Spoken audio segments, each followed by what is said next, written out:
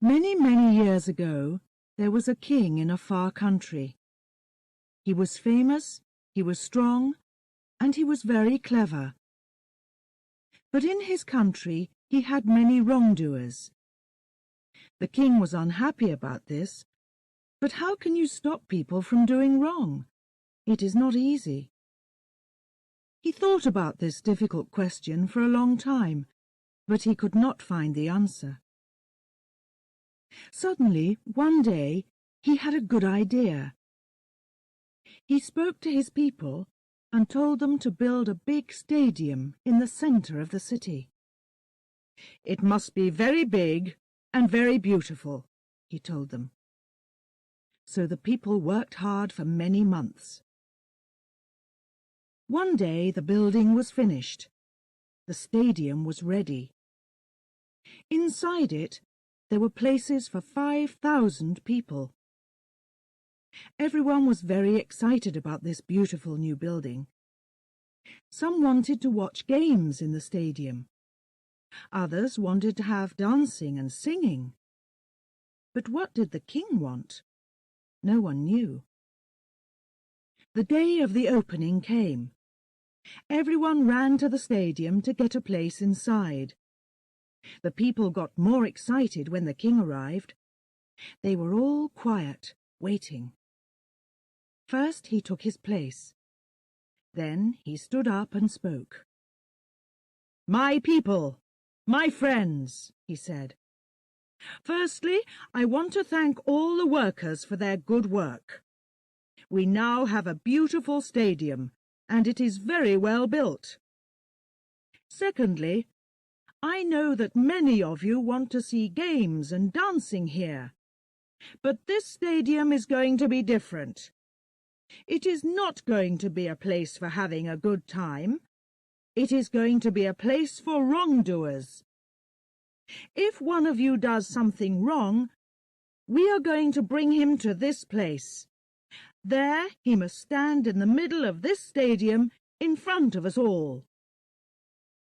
Now, do you all see those two doors, coloured blue, at the far end of the stadium?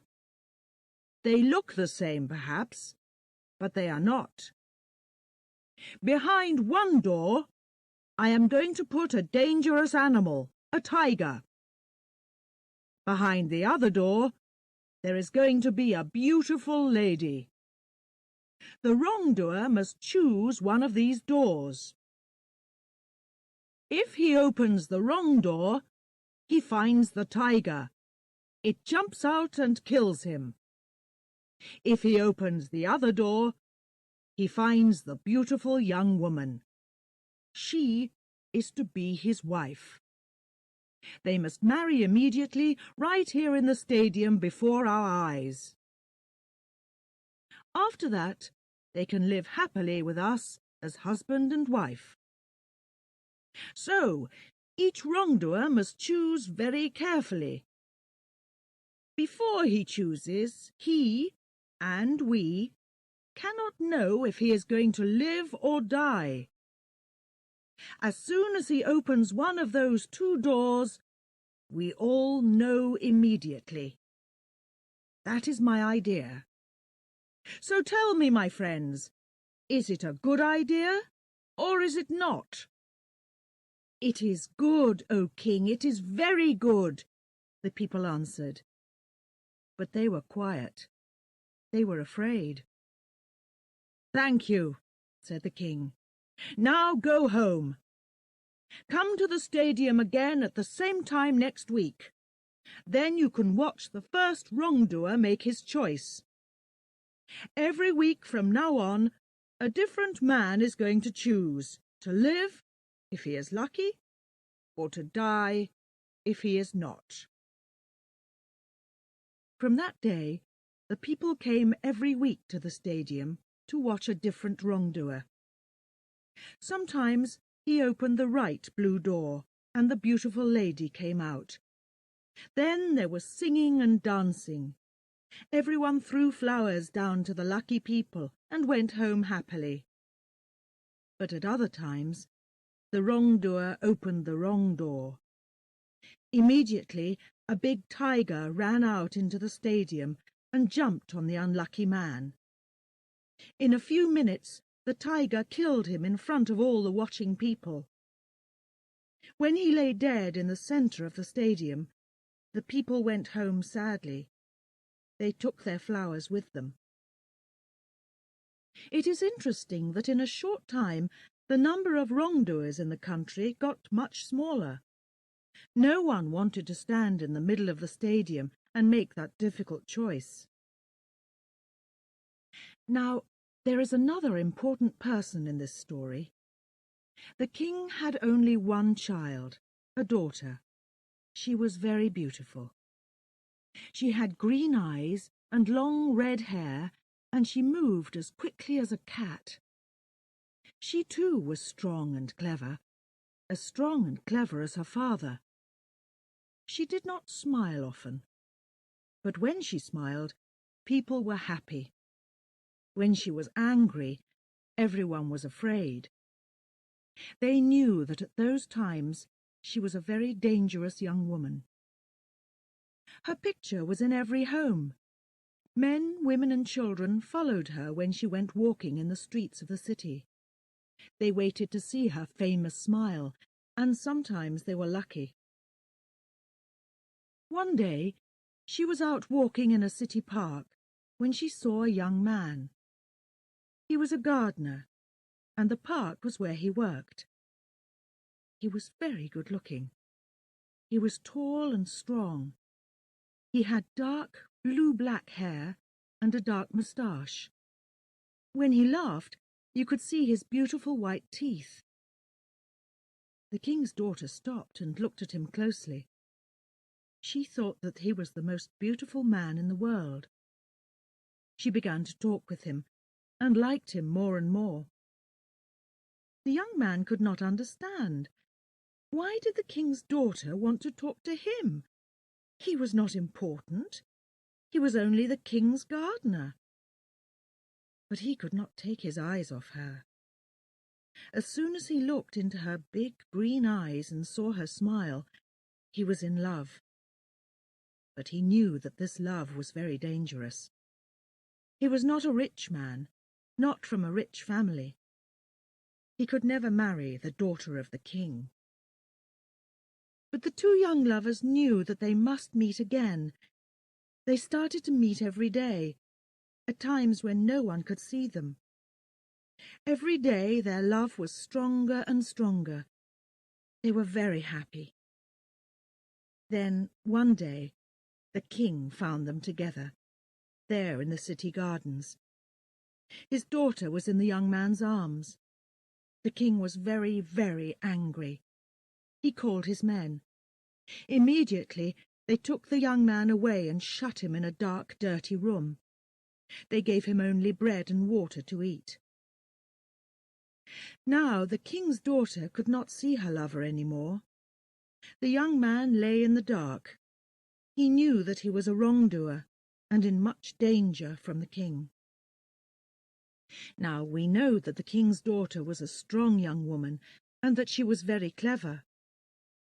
When her father's men took her lover away, she too saw the danger immediately. She knew very well what was going to happen next. So early in the morning, she went to the stadium. No one saw her go. She spoke to the workers there and gave them some money. "Which room is the tiger in?" she asked. They told her. "And which girl is going to be behind the other door?" The workers did not want to answer. They were afraid. "I must know," said the king's daughter. "Who is she?" "She is the daughter of your father's driver," the workers answered. The king's daughter knew her well, a young and beautiful girl with rich brown hair. But the king's daughter did not like her. She began to think hard. "If my lover chooses the wrong door, he dies. But if he chooses the right door, he marries this cheap little thing, this driver's child, and I lose him to her. So I too must choose." That afternoon, the king called all his people back to the stadium again. His men brought the young man from the dark room. There he stood, in the middle of the stadium, tired, hungry, and afraid. The king sat in his place above the people, and his daughter sat next to him. She did not move. Her face showed nothing. Then the king stood and spoke to his people. "You all know this gardener, my friends, and you know why he is here. He was the lover of my daughter. For many weeks I did not know that, but I know it now. What happens to a wrongdoer in our country? That too we know. He must choose the lady or the tiger. If he opens the wrong door, he must fight the tiger. If he opens the right door, he must marry the lady. So now, choose, young man. Choose very carefully if you want to live and not die." The young man stood quietly and listened to the king's words. But his eyes were not on the king. They were on the face of the king's daughter. She had no smile for him today. But he looked at her eyes. Her eyes told him something. She looked down quickly at her hand. Then she looked up again. He saw her smallest finger move a little to the left. And immediately he knew. The door to open was the door on the left. He turned and walked very slowly to the left-hand door. All the people watched him, without a sound. He put out his hand and opened the door. But here the story ends. Remember that the king's daughter was a clever young woman. She was in love, but she was angry too. Did she want her lover to meet the tiger? A fight that he must lose? Did she want him to die? Or did she want him to live and have another beautiful woman for his wife? To give him this other woman in place of her? We do not know what ideas were at work inside her beautiful head. Tell me, what do you think? Which did she choose? What was behind that door? The lady or the tiger?